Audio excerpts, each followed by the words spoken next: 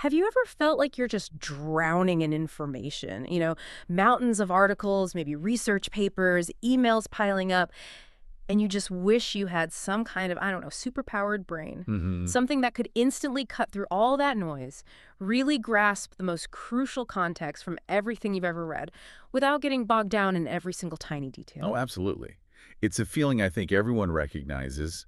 And what's really fascinating is that even our most advanced AI models, the powerful transformers that are behind so much of modern AI, they face a remarkably similar challenge. Right. We call it the long context problem, basically, how to efficiently and accurately process these incredibly long sequences of information. It's often been their Achilles heel. Yeah. And even the newer approaches like modern recurrent neural networks, RNNs, they try to help, but they also have their own limitations. They hit their own walls. Exactly. And that's precisely why today we're doing a deep dive into something that feels genuinely groundbreaking. It's called Atlas. And this isn't just some small tweak. It's a long-term memory module really engineered to give AI models exactly that kind of superpowered context understanding we were just talking about. Right. So our mission today, we want to unpack why the current models struggle, how Atlas fundamentally rethinks AI memory, completely redesigns it, actually, and why its performance is really turning heads. It's kind of a shortcut to getting up to speed on this cutting-edge research. Sounds good. So I think to really appreciate what Atlas does, we first need to get a clear picture of the current landscape, its limitations. Okay. Transformers, for instance. They're brilliant at many things, especially what's called in-context retrieval. Like finding a specific fact in a long document. Exactly. If you ask a large language model a specific question about a huge text, they're often excellent at quickly finding and using that one detail. They do this using their attention mechanism, treating it almost like an associative memory, linking bits of information together very effectively. They are phenomenal at that. It's almost like having a perfect photographic memory, but maybe just for those individual facts. But here's the catch, right? It's the bottleneck. Yes, the bottleneck. Their core attention module, well, it requires quadratic memory and time complexity. Quadratic. Okay, what does that actually mean in practical terms for listeners? It means the computing cost, the resources needed. It doesn't just grow steadily as the text gets longer. It absolutely explodes. Overflows. Yeah. If you double the length of your input text or data, the computational cost basically quadruples. Wow. So this severely limits their ability to handle truly massive contexts. Think about analyzing, I don't know, an entire multi-volume novel series or incredibly large scientific data sets all at once. It just becomes impractical. They hit a computational wall. Okay, so the quadratic scaling is a major hurdle. So naturally, researchers look for alternatives, right? Trying to bridge that gap with modern RNNs, recurrent neural networks. Exactly. The goal there was to create more efficient designs, aiming for things like linear time training and fixed-size memory, specifically to avoid that quadratic explosion problem. What? There's always a but. There's always a but. Even these improved RNNs, as the Atlas developers identified, still suffer from, really, three fundamental design flaws that hinder truly deep, long context understanding. Okay, let's break those down. What's the first major one? The first flaw is what the paper calls the online nature of their memory update. Online nature. Yeah.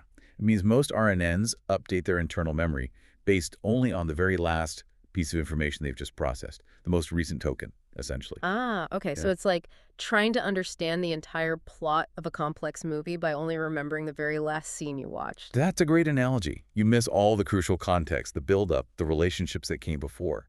It leads to them just memorizing individual words or tokens, rather than truly understanding and retaining the broader narrative for the deeper meaning. That definitely sounds like a big problem for genuine understanding. If it's always just looking at the very last thing, it can't build that cohesive long-term picture. Okay. What's shortcoming number 2? The second issue is, quite simply, limited memory capacity. Not enough space. Pretty much. The way these models are built, their architecture, especially how they store information using what we call key-value pairs, it fundamentally restricts how much unique, perfectly associated context they can actually remember and access later. So it's like having a small whiteboard. Exactly. A small whiteboard that's constantly getting erased and written over. The paper even points out that traditional matrix-valued memory, even with common optimization tricks, hits a sort of sublinear capacity limit. There's just a hard ceiling on how much unique context it can truly hold onto effectively. Okay, so the memory's short-sighted because of the online updates, and there just isn't enough room for everything important anyway. Got it. What's the third problem Atlas points out? The third flaw is in less expressive memory management. Basically, the internal optimizer. That's the algorithm that decides how information gets stored and retrieved in the memory. The librarian, kind of? Sort of, yeah. That librarian is often too simplistic. Typically, it's just basic gradient descent, which only uses first-order information. What that means is it can easily get stuck in what we call local minima. Right, like finding a decent solution, but not the best possible one. Precisely. It settles for low-quality solutions because it doesn't have a broad enough view to find the truly optimal way to organize the memory. It's not strategic enough in managing its own storage space, you could say, leading to, well, suboptimal retention and recall. Okay, so summing up the challenges, transformers have that quadratic complexity issue. RNNs, while trying to fix that, suffer from these online-only updates, limited actual memory capacity, and kind of inefficient memory management. Those are some significant roadblocks. They really are. Now, enter Atlas. This is where it gets exciting because it seems to completely rethink how AI memory should work. What are the big innovations here? How does it tackle these core limitations? This is really where Atlas shines. It brings in three major innovations. Let's start with the first one. A revolutionary way to supercharge memory capacity. Supercharge capacity. Much about that challenge, right? How do you store way more information, more key-value pairs, without just making the memory physically enormous and computationally slow? Traditional matrix memory just hits that ceiling. So how does Atlas get around that? What's the trick? Atlas and its related variants use something called deep neural memory. Deep neural memory. Yeah, instead of a simple flat matrix, they essentially use multi-layered neural networks, MLPs, as their memory module itself. So the memory is a neural network. Exactly. And the research actually proves, mathematically, that this significantly boosts network capacity. It's not just about holding more individual pieces of data. It's about learning much deeper, more layered, complex relationships between those pieces of data. So it's like upgrading from just remembering isolated facts to really understanding the underlying concepts and how they all connect.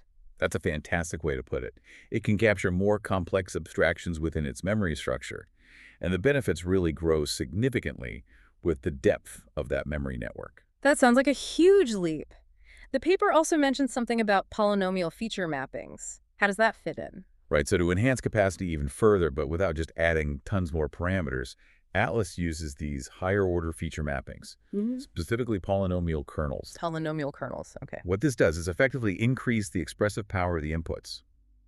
You can think of it as allowing the model to recognize much more complex patterns and subtle relationships between different pieces of information. It gives the model the ability to map a vastly greater number of unique key-value pairs. The paper shows it can go up to ODKP instead of just ODK, basically by learning which combinations of input features are the most important ones to hang on to. It acts almost like a smart natural gating mechanism. So it's not just more memory, it's fundamentally smarter memory that can grasp these really subtle connections.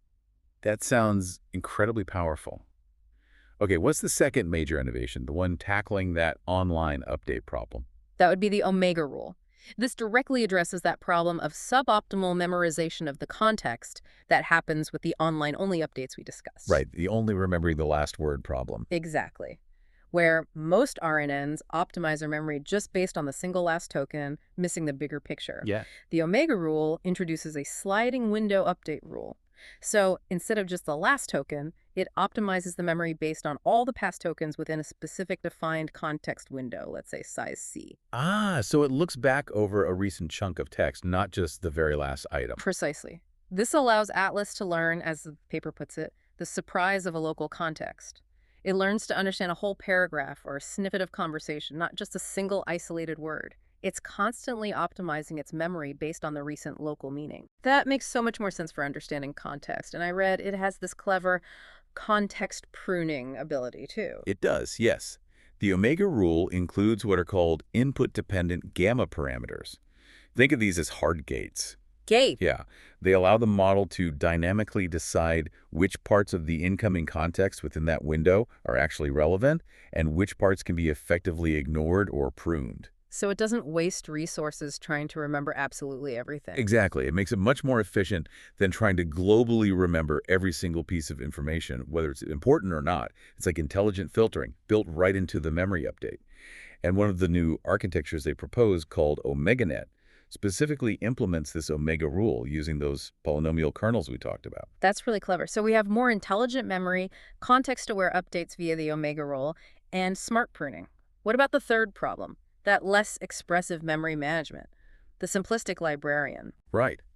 How does Atlas make sure it's storing and retrieving information strategically, finding the best solutions? That's where locally optimal memory management with Muon comes into play. Muon. So we said most models use simple gradient descent, which can get stuck in those local optima, right? Settling for just okay solutions. Like taking tiny steps downhill without seeing the bigger valley. Perfect analogy. It wasn't looking far enough ahead, or maybe strategically enough, to find the absolute best way to store the information. So what does Muon do differently? Atlas uses the Muon optimizer. It's a more advanced optimizer because it approximates second-order information. Second order. That sounds more complex. It is a bit. You can think of it as considering not just the immediate slope, the first-order gradient, but also the curvature of the information landscape. It gives it a much better sense of where the truly deep valleys, the optimal solutions are. Ah, so it has a better map of the terrain. Exactly. This leads to significantly better memory management overall and higher quality key value mappings being stored. Muon even has this neat parameter, k, which allows for more steps in its internal calculations called Newton-Schultz operations, which can potentially lead to even better memorization, specifically at test time, when the model is actually being used. Wow. Okay, second order optimization, better mapping. That sounds computationally heavy, though. Is this actually practical for training these huge models? That's a great question, and remarkably, yes. Despite its sophistication, the way Atlas's training process is designed, it's actually fast and parallelizable. Parallelizable? How? They use chunkwise processing. This means they can break the training down into manageable pieces that can be worked on simultaneously, which significantly minimizes the computational overhead compared to simpler online methods. So it's entirely viable for large-scale, real-world applications. It's a real breakthrough to get that advanced memory optimization and keep the training efficient. That is incredible. Okay, so Atlas fundamentally re-engineers AI memory. Deep neural networks for capacity, the omega rule for context-aware updates, and the Muon optimizer for smart management. But the paper also talks about DeepTransformers. How does this connect back to the original transformer architecture we all know? Yeah, that's a really important theoretical link they make, showing that Atlas's framework isn't totally separate, but actually generalizes existing ideas. The paper explains that you can view even the original transformers through this lens of associative memory, where they optimize a memory objective globally. Okay. So they introduce a new baseline called deep linear attention, or DLA. This basically takes linear attention, which is a more efficient variant of standard attention, and replaces its simple matrix memory with a deep neural network, an MLP, just like you discussed for Atlas's memory. Yeah, so applying the deep memory concept to a transformer-like structure. Precisely. And then DeepTransformers takes that DLA concept one step further, How? by replacing those polynomial kernels we mentioned earlier with something even more powerful. Infinite dimension exponential kernels, denoted as phi. Infinite dimension.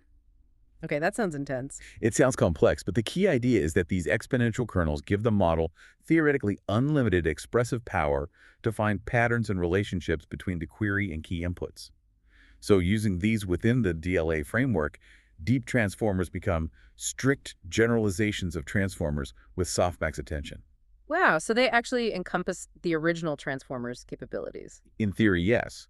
They can represent any kind of relationship that original softmax attention could, and potentially more, acting as more powerful natural extension. Yeah. And then, just to complete the picture, they also introduce deep omega transformers, or DOT. Let me guess that adds the omega rule. You got it. DOT integrates the omega rule into the deep transformer framework, combining that immense expressive power of the exponential kernel with those smart, context-aware memory updates. Fascinating. So it's not just a completely new path, but one that actually builds upon and generalizes the very transformers that are so dominant today. Okay, we've covered a lot of ground on the theory and the innovations. Now for the million-dollar question. Does it actually work? What did the results show in practice? And the answer there is a pretty resounding yes. This is arguably the most exciting part. Atlas, OmegaNet, DeepTransformers, Fitwell, they were all put through their paces, rigorously tested across a really diverse set of downstream tasks. Like what kind of task? Core stuff like language modeling, how well they predict the next word, lots of common sense reasoning benchmarks, tasks specifically designed to test recall, and crucially, those specialized needle and haystack long context understanding tests using the ruler benchmark, plus synthetic tests focused purely on memorization called the MADI benchmark. Okay, a comprehensive workout. What were the absolute key takeaways? Did Atlas live up to the hype? First off, yes, Atlas consistently surpasses the performance of transformers and recent linear recurrent models in standard language modeling and common sense reasoning tasks. Consistently. Consistently.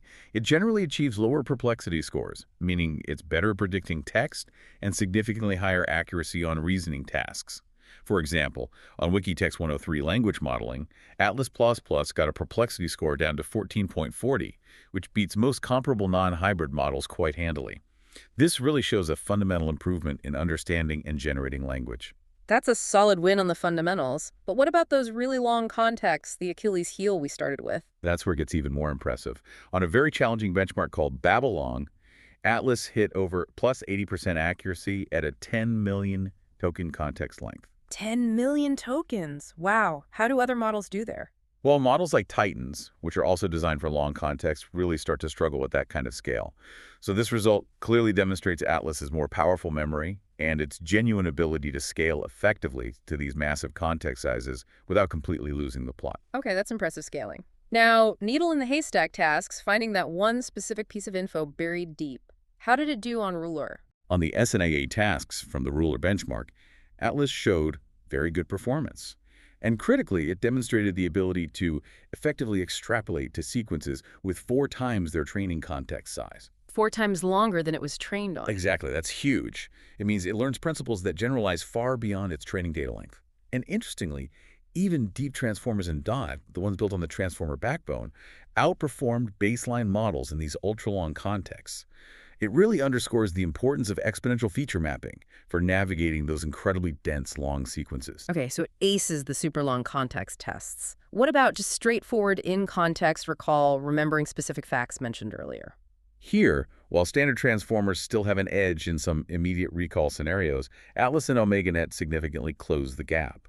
And importantly, they perform better than state-of-the-art recurrent models on tough benchmarks like SWDE, NQ, and SQUAD, which heavily rely on recall. Better than other RNNs, closing the gap with transformers.